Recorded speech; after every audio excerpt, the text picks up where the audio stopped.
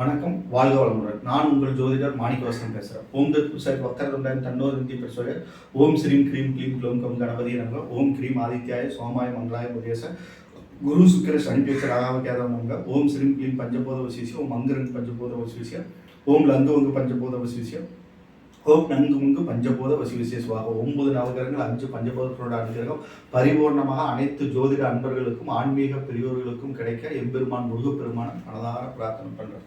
ஓம் சரவண பவாய் நமக. இன்னைக்கு நம்ம பார்க்கக்கூடிய தலைப்பு என்னன்னு பார்த்தோம்னா, தனுசு லக்னத்திற்கு சந்திர பகவான் நின்ற ஸ்தான பலாபலன்கள் அப்படிங்கிற தலைப்பில் தான் பேச போகிறோம். சந்திரனை பற்றி பேசும்போதே தேய்பிறை சந்திரனா வளர்பிறை சந்திரனா நாம் பார்க்கணும். வளர்பிறை சந்திரனாக இருந்தால் பராசக்தி வழிபாட்டை வச்சுக்கணும். தேய்பிறை சந்திரனாக இருந்தால் பத்ரகாளி வழிபாட்டை வச்சுக்கணும். ஓகேங்களா? வச்சுக்கிட்டோம்னா நல்லா பலாபலன்கள் நடக்கும். ஓகேங்களா? நற்பலன்கள் அதிகமாக நடக்கும். ஓகேங்களா? இப்போ பார்த்தோம்னா தனுசு லக்னத்துக்கு பார்த்தோம்னா கடகம் வந்து அஷ்டமஸ்தானம் 8ஆம் இடம். புரியுதுங்களா? 8ஆம் இடம் தன்னுடைய பிரதான நண்பன் தான் சந்திரன். சந்திரனை வச்சே நிறைய யோகங்கள் இருக்கு. சந்திரனை வச்சு சந்திரனும் குருவும் சேர்ந்தா நிறைய யோகங்கள் இருக்கு. அதுல அவர் இங்க வந்து தனுசு லக்னத்துக்கு வந்து அஷ்டமாதிபதியாக வர்றார் 8 குடையவராக வர்றார். அப்ப பார்த்தோம்னா அஷ்டமாதிபதி வந்து லக்னத்தில் அமரும் போது அந்த அளவுக்கு பலன்கள் நல்லா இருக்காது. பிரச்சனைகள் அதிகமாக ஏற்படும். வளர்பிறை சந்திரனாக இருந்தால் மறைபொருள்ல ஆராய்ச்சி பண்ணக்கூடிய ஒரு நிபுணத்துவராக போயிடுவார்.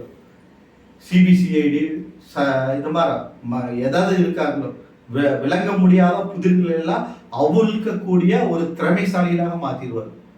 ஏன்னா மறைபொருள்களை ஆராய்ச்சி செய்யக்கூடிய ஒரு ஸ்தானம் 8ஆம் இடம். ஓகேங்களா?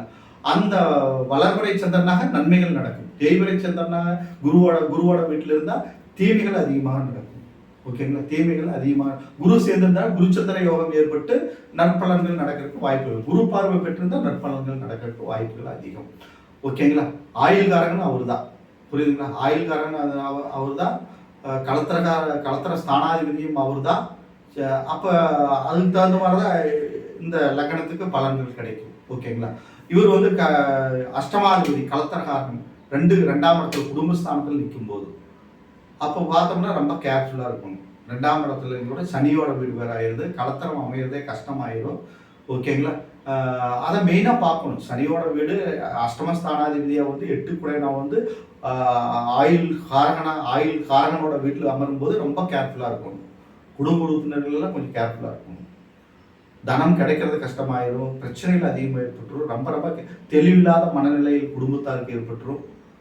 ஓகேங்களா? குடும்பத்தார் அனைவருக்கும் தெளிவில்லாத ஒரு மனநிலை ஏற்பட்டுரும். ரொம்ப கேர்ஃபுல்லாக இருக்கணும். சனியோட வீட்டில் சந்திரன் தனுசு லக்னத்திற்கு குறிப்பாக 2ஆம் இடத்துல நிற்கும் போது ரொம்ப கேர்ஃபுல்லாக இருக்கணும். ஓகேங்களா? அடுத்தது பார்த்தோம்னா அஷ்டமாதிபதி 3ஆம் இடம் தைரிய வீரிய ஸ்தானத்தில் நிற்கும் போது நல்லா தான். கும்பத்தோட வீட்டில் நிற்கும் போது நன்மைகள் நடக்கும். ஓகேங்களா? கெட்டவன் கெட்ட ஸ்தானம் ஏறி நின்றால் கிட்டிடும் ராஜ்யங்கிற மாதிரி கெட்டது தான். அங்கே கெட்ட ஸ்தானாதிபதி அந்த கெட்ட கிரகத்தோட சனியோட வீட்டில் இருக்கிறார். அப்போ வந்து கெடுபலங்கள் குறைவது கம்மியாகி நன்மைகள் ஏற்பட்டுரும். ஓகேங்களா? 3ஆம் இடம் தைரிய வீரிய வெற்றி ஸ்தானம், வெற்றிகள் ஏற்பட ஆரம்பிச்சிடும். அடுத்தது 4ஆம் இடம் 8 குடைவன் 4ஆம் இடத்துல அமரும்போது வீடு வாசல் சொத்து பிரச்சனை மூலமாக ஏற்படும். தாயாருக்கு உடல் உபாதைகள் உடல் பிணைகள் ஏற்படும். சந்திரன் தாய் காரகன். ஓகேங்களா? மதுர்காரகன் சந்திரன் அவர் வந்து 4ஆம் இடத்துல 8 குடைவராக இருந்து 4ஆம் இடத்துல நின்றார்னா தாயாருக்கு உடல் உபாதைகள் உடல் பிரச்சனை ஏற்படும். வீடு வாசல் சொத்து பிரச்சனை ஏற்படும். ஓகேங்களா? ரொம்ப கேர்ஃபுல்லாக இருக்கணும். ரொம்ப கேர்ஃபுல்லாக இருக்கணும். ஓகேங்களா? அடுத்தது 5ஆம் இடம் புத்திரர்கள் பெண் குழந்தைகள் பிறந்தால் அதுக்கெல்லாம் கொஞ்சம் உடல் உபாதைகள் உடல் பிடிகள் வரும். அஷ்டம ஸ்தானாதிபதிங்கிற அந்த ஸ்தானத்தினோட வேலையை 5ஆம் இடத்துக்கு வந்து நிற்கும் போது கெடுக்கும். பூர்வ புண்ணியத்தை கெடுக்க ஆரம்பிச்சிடும். குலதெய்வத்தின் அனுகிரகம் கிடைக்கிறது ரொம்ப இதாயிரும். ஓகேங்களா? அதனால ரொம்ப கேர்ஃபுல்லாக இருக்கும். 4ஆம் இடத்துல 5ஆம் இடத்துல நிற்கும் போதெல்லாம் கொஞ்சம் பார்த்துக்கணும். ரொம்ப கேர்ஃபுல்லாக இருக்கணும். ஓகேங்களா? கேந்திர திரிகோணம்ங்கிற 4, 5ஆம் இடத்துல இருக்கும்போது ரொம்ப கேர்ஃபுல்லாக இருக்கணும். சந்திரன் அந்த தனுசு லக்னத்திற்கு அந்த இடத்துல பயன்படும் போது தனுசு லக்னக்காரங்களுக்கு சந்திரன் வந்து ரொம்ப கேர்ஃபுல்லாக பார்க்கணும். அஷ்டமஸ்தானம்லேயே அவர் எந்த இடத்துல இருக்கிறாருன்ட்டு அந்த ஸ்தானத்தை வந்து கெடுக்க ஆரம்பிக்கும். ரொம்ப கேர்ஃபுல்லாக இருக்கணும். ஓகேங்களா? அடுத்தது பார்த்தோம்னா 6ஆம் இடம் 8 குடையவன் 6ஆம் இடம் போது விபரீத ராஜயோகத்தை ஏற்படுத்துவார். கெட்டவன் கெட்ட ஸ்தானம் ஏறி நின்றால் கிட்டிடும் ராஜயோகங்கிற மாதிரி அந்த ஸ்தானத்துக்கு நடக்கக்கூடிய கெடுபலன்கள் நடக்காம மாறும். ருண சத்துருங்கிறத அதை மாற்றும். அது வந்து கிடைக்க சத்துருக்கள் ஜெயம் ஏற்பட்டுரும். நோய் நொடியாக இருந்தால் விடுதலை ஏற்பட்டுரும். நன்மைகள் நடக்க ஆரம்பிச்சிடும். ஓகேங்களா. 6ஆம் இடத்துல அவர் நிற்கும் போது அஷ்டமாதிபதி 6ஆம் இடத்துல வந்து நிற்கும் போது இது மாதிரி நடக்கும். குரு பார்த்தோம்னா நற்பலன்கள் அதிகமாக இருக்கும்.